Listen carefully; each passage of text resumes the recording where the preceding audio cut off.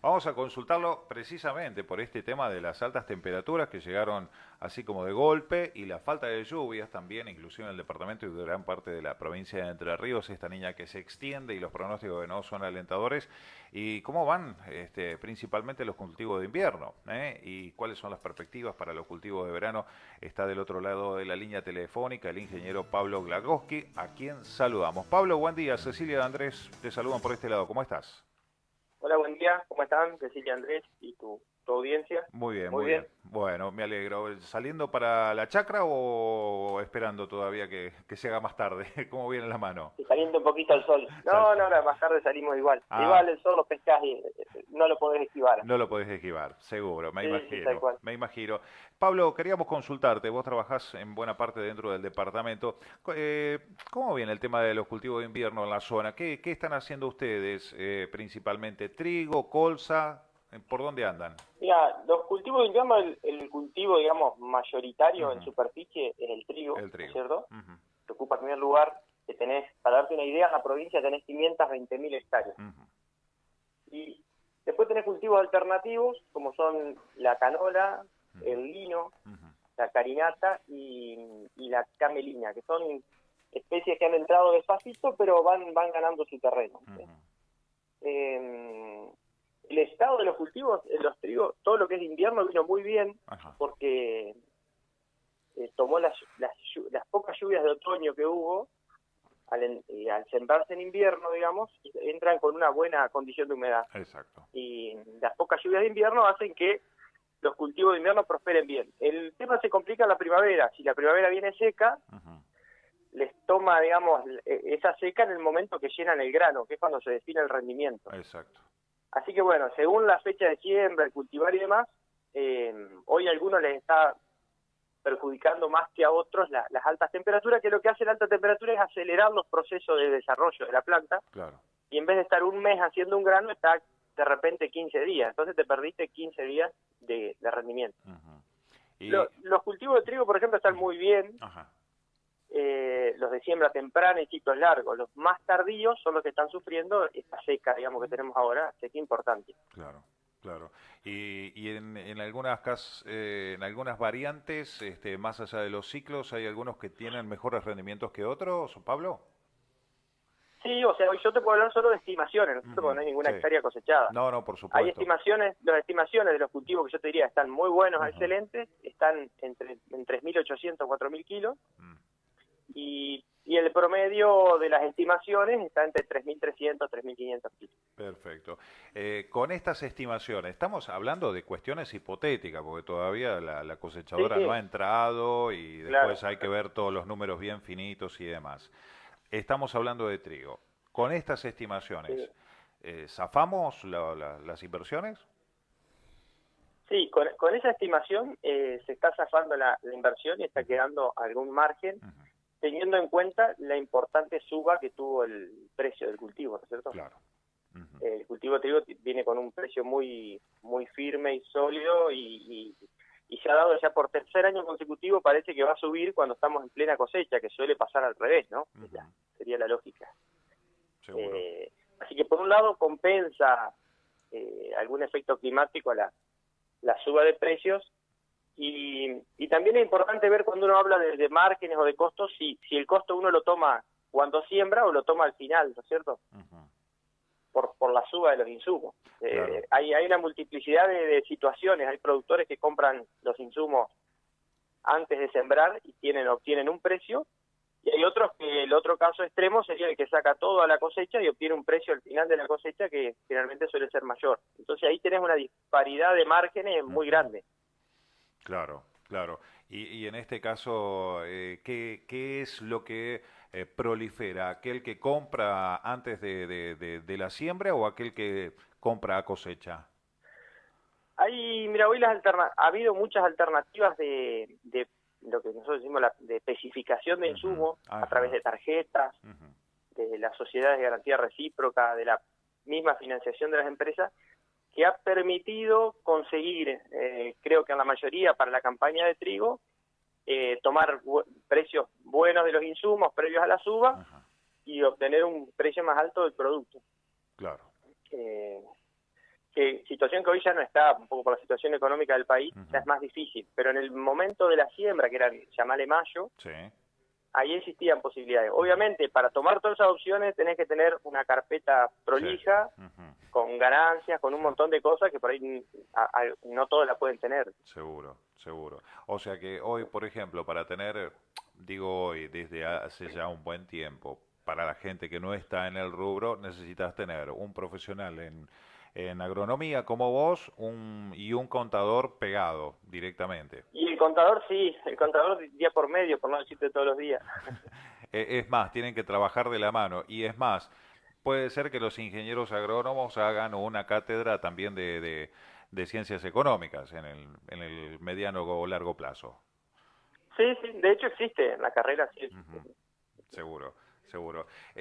Pablo, estábamos hablando de Te trigo. quería, te quería comentar que vos Por favor. preguntabas de los cultivos de invierno, que por Ajá. ahí se habla mucho de los cultivos de cosecha de grano tradicionales, como te nombré, trigo, lino, Exacto, sí, pero... canola, puede ser algo de arveja. Ujú. Hay un ingreso de lo que se llaman los cultivos de cobertura o de servicio, Ajá. que averiguando datos, porque no hay datos estadísticos de la bolsa, pero sí algunos datos sueltos, Ujú. hay 60.000 hectáreas en la provincia de estos cultivos de cobertura, que son los que se hacen para generar cobertura del suelo, que Sí. haya menos maleza, Ujú. generar reservas de agua después de la lluvia, un montón de frenar la erosión, Ujú.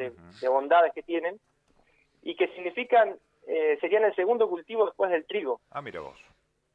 Sí, yo no, o sea, recién ayer me desayuné con ese dato y se han convertido en una opción muy importante. No se cosechan, o sea, se siembran y se pulverizan antes de sembrar soja o maíz, Ujú.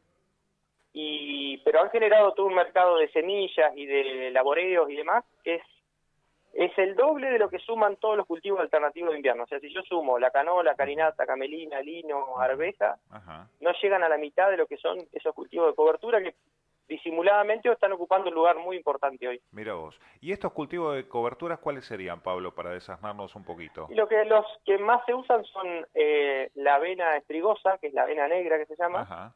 el centeno, que es una especie para nosotros del oeste argentino, de zona Ujú. seca, Ujú. que se adapta muy bien a nuestra zona, y la vicia, que es una especie leguminosa que incorpora nitrógeno al suelo y tiene un montón de bondades también. Son los tres principales hoy por hoy, pero eso está en constante evolución, o sea, se están Claro. incorporando, Ujú. probando nuevas especies. Seguro. Mirá vos, qué llamativo y sobre todo para nosotros, si para vos es llamativo esta cifra de 60.000 hectáreas siendo la segunda después del trigo, imagínate para el resto que no está cerca de esos datos estadísticos, ¿eh? Y esto Sí, también, sí, digo que eso es una de las incorporaciones que hubo dentro de todo, digamos, este camino que se está tomando de Ujú. disminuir el uso de herbicidas y tratar de que sea todo más sustentable, es una de las grandes soluciones que ha aparecido y de hecho ha sido muy adoptada, como ves por los números. Sí, sí. ¿Y esto desde hace cuánto que se viene haciendo, Pablo, más o menos que vos tenés idea? Y mira, que se viene estudiando hace, te diría, 10, 15 años que se viene Ujú. hablando de esto, pero que entraron fuerte, Ujú. digamos, una adopción importante hace 2 años, 3. Ah, mira vos. Sí, Y, sí, es muy nuevo, ¿no? sí, y digamos, si el productor apuesta a esto, vos que sos un técnico, que sos un asesor técnico, a aquel que hace la inversión, ¿le interesa, le Sí. es fácil optar por estas opciones? Sí, es muy simple, sí, es muy simple porque tiene un sistema de siembra que se puede hacer al vuelo, como le decimos nosotros, Ujú. se puede sembrar antes de cosechar el cultivo, o sea, se puede hacer con avión sobre el maíz que no se ha cosechado, tiene un montón de opciones. Mira qué bueno. Es Sí, sí. realmente muy interesante. La verdad que, y llamativo, ¿no? Y esto hace también a las buenas prácticas agrícolas, de alguna manera, como decías vos. Claro, o sea, dentro de las ventajas que se conocen hasta hoy, Ujú. es que el efecto de la sombra que produce, por eso produce un sombreo, Claro, sería prácticamente el 100% del campo, el efecto de la sombra impide la germinación de maleza claro. y la temperatura del suelo con ese cultivo de cobertura es menor que cuando no lo tiene. Entonces hay malezas que no logran nacer, nacen más tarde y te diría como que te estiran el periodo del campo sin malezas y de hecho tiene un menor uso agroquímico. Claro. Y por ende, al menor uso de agroquímicos, ponele, de algún de alguno en particular. También a la hora de los costos es más, más efectivo. Sí, ahí con el tema de los costos, obviamente tenés un costo para hacer este cultivo, Por porque no lo eso. cosechás. Ujú, O sea, ujú. Sí, es que uno de los cortura nada más. desafíos es, Ujú, uno de los desafíos es ver qué cultivo se puede ujú. utilizar con todas esas bondades y que se coseche. Ahí sería, Exacto. bueno, ya Ujú, lo máximo. seguro. Pero sí, te diría que en la parte de costos sale con un empate, porque lo que ganás por un lado perdés por otro, en lo inmediato. En el largo plazo, ese Ujú, cultivo de cobertura te genera materia orgánica, ujú. que genera nueva vida en el suelo y demás, que en el largo plazo te da mejoría importante. Y un punto más importante todavía es el control de la erosión. Claro. Al estar el suelo cubierto, nuestra principal limitante después del agua es la Ujú, erosión. claro. Frenar la erosión de los suelos en Entre Ríos es Sí. frenar la principal limitante que tenés. Sí, seguro. Sobre todo con los suelos arcillosos y las pendientes que tenés es Claro, que la mayoría de la lluvia corre en vez de exacto. infiltrarse en el suelo y eso es lo Ujú, que provoca el lavado. exactamente. Pero mira qué interesante. La verdad que no lo teníamos al detalle La verdad que, reitero, es Sí, muy sí, interesante y llamativo. Y sobre todo porque, bueno, si bien a largo plazo es efectivo, también rentable, y buscarle la vuelta para que sea rentable a la hora de exacto. alguno de estos Sí, sí. cultivos Bueno, para que se esto es coseche, muy ¿no? simple. Ujú, Cuando una práctica es útil y beneficiosa en el campo, se adopta enseguida. claro. Es, Sí, es así de fácil. es fa- Crece muy rápido. es efectivo y te da, digamos, te dan los números, rápidamente se pone en Claro, práctica, tal exacto. cual. Sí, sí. ¿Cómo vinieron los costos de implantación y sobre todo de lo que es la campaña gruesa? Bueno, la campaña de Gruesa, como te digo, arrancó la campaña en llamar en mayo, junio, con costos de implantación que ya venían favorables, digamos, con los precios de los productos. Había una buena relación insumo-producto. Entonces, como te decía hoy, quien pudo comprar temprano, hoy tiene un costo, llamarle, bajo Ujú, y, por decirlo, un costo razonable y una expectativa de un buen precio del cultivo, una buena relación. ujú. Que se fue demorando, los costos tuvieron su suba de precios, principalmente los fertilizantes, que subieron un 100% en algún caso, Upa. y tienen un alto impacto, porque el fertilizante, por ejemplo, en un cultivo de maíz Ujú, abarca el 40% del costo, en un cultivo de trigo también. claro. Y algunos herbicidas, por Ujú, ejemplo, el glifosato subió mucho y algún otro herbicida, pero el costo grande ujú. fue la suba de los fertilizantes, Bien. que tienen mucho impacto, ¿no es cierto? Seguro. Y en este caso, me detengo en esta cuestión de costos. ¿A qué se debe el aumento de precios? ¿Tenés idea? Mira, yo o sea, no tengo más acceso al que puede tener cualquiera Sí, de sí, sí. escuchar en Ujú, televisión, hablar con un vendedor de insumos, digamos, seguro. pero hay múltiples factores. Una, creo que decían de la inflación de China, Ujú, otros problemas de importación, o sea que ujú. problemas Sí, locales nuestros sí. para que ingresen productos importados, Ujú, y eso hace que suban los precios, como está pasando con muchas cosas, con las seguro. cubiertas, por ejemplo, Sí, tal cual. que suben de precio porque no hay, porque no se pueden Ujú, importar. ujú, Eh, También hay un tema de los fletes marítimos, porque todo ujú. eso viene por barco. Sí, la logística está tremenda. También, Sí. claro, los fletes marítimos subieron muchísimo. Después hay algunos productos que se hacen, por ejemplo, en la urea, que hay de fabricación nacional. Ajá. Ha subido el costo del gas, que es uno de los insumos principales. O sea, hay múltiples factores que hacen que se han combinado para que hayan subido tanto, ¿no? Seguro, seguro. Se hablaba que el maíz en la provincia de Entre Ríos podría llegar a tener en un corto, tal vez mediano plazo, eh, digamos, estar por sobre lo que es soja, en lo que hace a área de implantación o volumen de implantación. Sí. ¿Vos lo ves así también a esto? Sí, en cierta forma se ve llamar el afianzamiento, el cultivo de maíz en la Ujú, zona, ujú, y te diría más que nada por los buenos resultados que ha habido en los últimos 5 años en el maíz de primero, maíz temprano que se llama, ujú, que se ha consolidado con muy buenos resultados, salvo años puntuales secos, como fue el año pasado y hubo claro, otro año más, pero el buen precio y buenos resultados que ha tenido han estado dando más ganancias que la soja. claro. Entonces, bueno, el que le fue bien con el maíz lo vuelve a repetir. Ujú, Y eso por el lado económico. Y después por el lado de la de la rotación, digamos, la posibilidad de tener más trigo, que antes, no sé si te acordás, en otros, Sí. cuando estaba todo intervenido en los mercados, que no se podía hacer trigo, se hacía exclusivamente soja. La mejora de los precios logró que haya una mejor rotación de los campos. Entonces, mejor rotación por el lado económico y un poco de conciencia de que la rotación es buena para el campo, ¿no? Claro. También por ese lado viene, pero principalmente el resultado, lo que manda es el resultado económico, generalmente. Y ha sido, la verdad, que superior estos últimos años al de la soja de primera, que era la estrella de la zona, digamos. Perfecto. Y en ese caso los números con estas condiciones climáticas de Niña, ¿cuál es la perspectiva? ¿Qué es lo que ven a ustedes a futuro? Si bien magos no son, pero por ahí pueden llegar a tener algún tipo de estimación o hipótesis. Sí, o sea, la estimación que puedes hacer es con los pronósticos de largo plazo.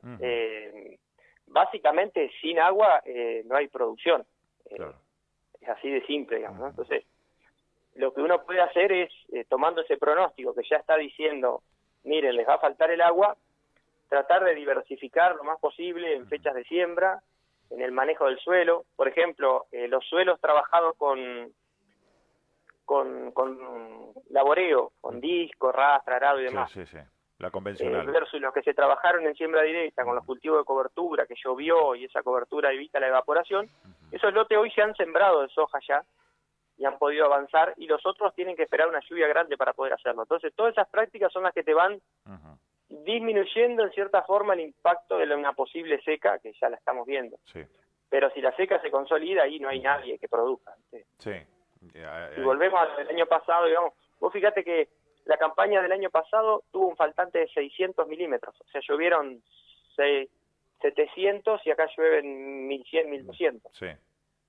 Y este año, a esta fecha, tenemos solo 80 milímetros más que la campaña pasada, en promedio de los campos. O sea, estamos en una situación similar. Del ingreso en la primavera, o sea, ya estamos en primavera, que es la época donde se hace la implantación de todo, de toda la soja, de parte del maíz.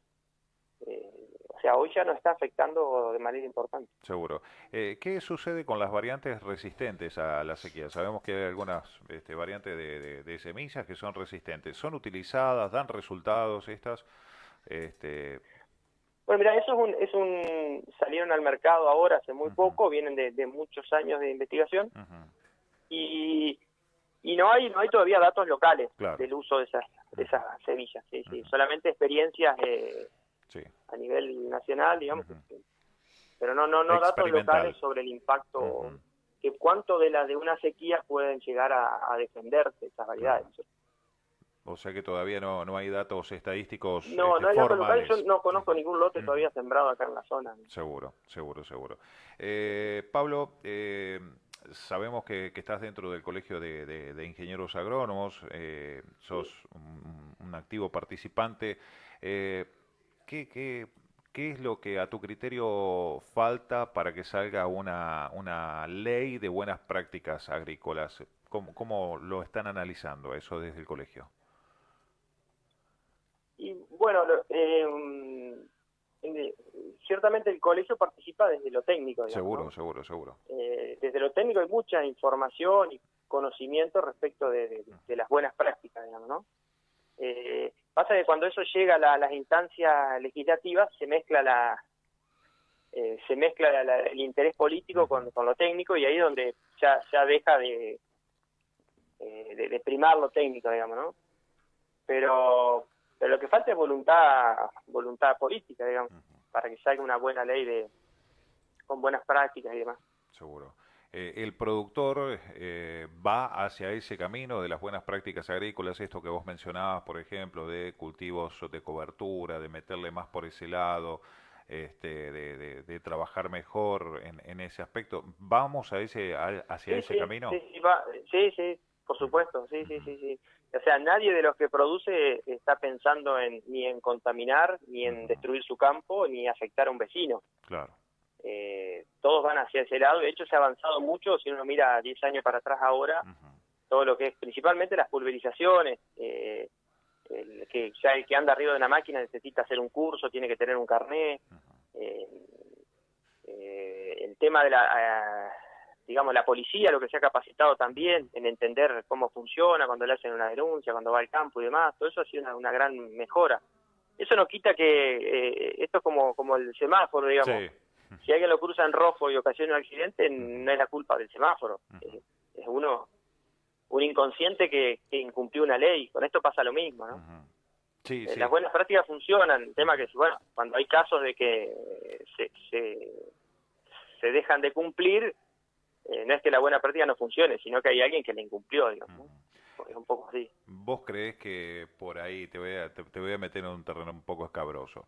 ¿Creés que creés que hay una demonización hacia el sector en este aspecto?